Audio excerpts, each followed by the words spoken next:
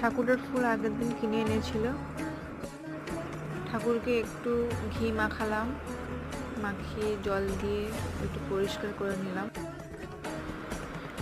তারপরে ঠাকুরকে একটু চন্দনের ফোঁটা দিয়ে আকন্দ ফুলের মালা দিয়ে একটু সাজিয়ে নিলাম। বেলপাতা, ধুতরা ফুল, ধুতরা ফল, অপরাজিতা, নীল অপরাজিতা ফুল, ওইগুলো দিয়ে একটু ঠাকুরকে সাজিয়ে নিলাম। তারপরে ওম নমঃ শিবায় বলে 3 বার জল ঢেলে দিলাম। ব্যাস, আমার পুজো এখানেই শেষ।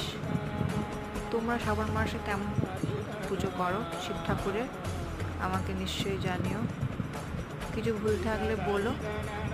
আমি ছোটোখাটো পুজো করি।